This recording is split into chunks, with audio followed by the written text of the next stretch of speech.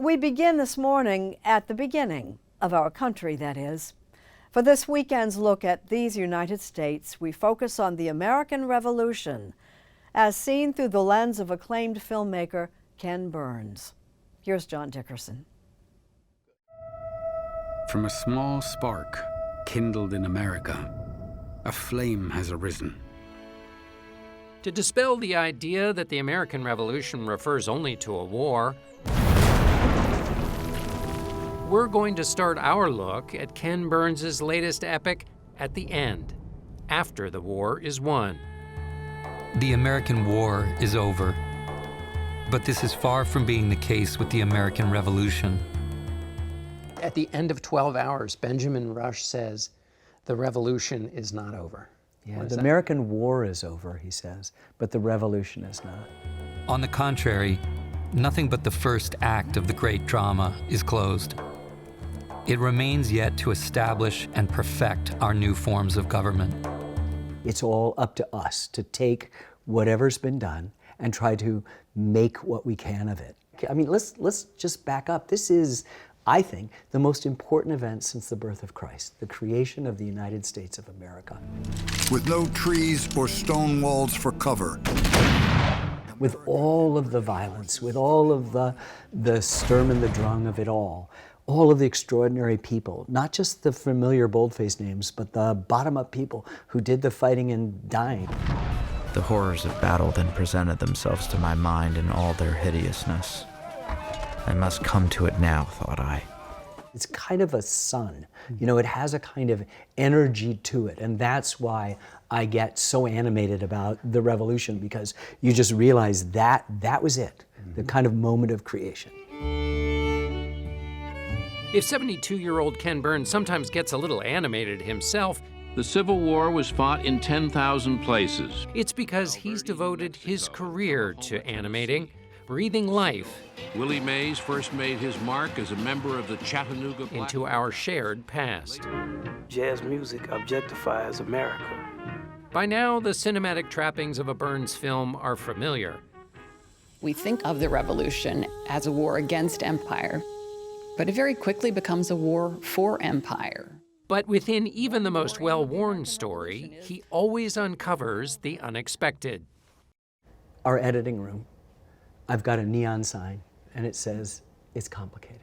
Is that why history is important to study? It's not to learn happy stories about the past, but to sit with complexity. That's the whole story. Harry Truman said the only thing that's really new is the history you don't know, which I just love that. David McCullough told that to me, and I just think it's really important. And he also said that doing good history means that you think that it might not turn out the way you know it did. He was the glue that held people together. Consider the film's portrayal of George Washington. These 13 colonies had to come together, and he was the person to do it. Annette Gordon-Reed, who has a very clear-eyed view of the founders and their flaws and failings, says of Washington, we would not have had a country without him. Help me understand almost the necessity of Washington's flaws. So, the flaws are pretty obvious, right? He's a slave owner in a country that is now proclaiming universal rights and liberties.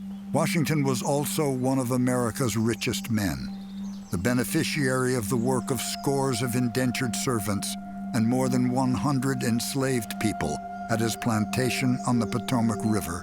And he recognizes that in order for this to be a successful venture, people in Georgia and people in Massachusetts are going to have to go, yes, we share some things in common which they had never shared before. They were foreign countries. He seemed to be able to articulate, not just in words, but I would say in deeds and manner and atmosphere, how we were going to coalesce. Let's put it this way. It's easy to see the American effort for independence failing without Washington's leadership.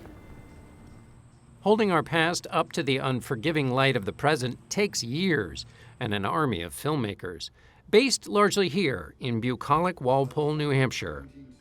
You worked on this for how long? Well, we decided to make it in 2015, so it's almost a decade since we decided to do it. And for the better part of 5 or 6 years, this is really all I thought about. Sarah Botstein has worked with Ken Burns for almost 30 years. She, along with David Schmidt and Burns, co-directed the American Revolution. What is it like to carry the revolution in your head for that long? It's an enormous responsibility and an enormous privilege. Although the aesthetics of the film are thoroughly 18th century, the concerns of the 21st are never far from mind. The idea that government derives its authority from the consent of the governed was pretty radical. It's still pretty radical.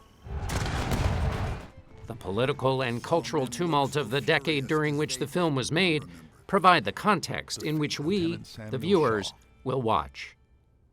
Is America in crisis? Oh, I think it's almost perpetually in crisis. We've been always disagreeing, and our revolution is the thing. I mean, this is a civil war. I mean, in our film, not intentionally, but it once we finish, you go, oh wow, there's this admonition. Don't fall out. Keep the union together. Maybe that has some inspirational possibilities in our own difficult times. I am now embarked on a tempestuous ocean, from whence perhaps no friendly harbor is to be found. As with all of Ken Burns' films, we desperately want to know, can the stories of our past guide us through a future that has rarely felt so uncertain to so many? The second sentence of the Declaration is the most important sentence, second most important sentence in the English language after I love you. Mm-hmm. I mean, there's nothing better than that sentence, and it says we hold these truths to be self-evident. There is nothing self-evident about these truths. They've never been introduced in this way, quite this way before, that all men are created equal. Think about where we are right now and all the divisions that we have, how incredibly helpful coming back to this origin story could be. I mean, this is the kind of stuff that we look for, and that by finding our original narrative, reclaiming our original narrative, you have a chance to begin to heal those things, or at least remind people, oh yeah, I'm supposed to be listening to what the other person said. The other person who disagrees with me is not the enemy.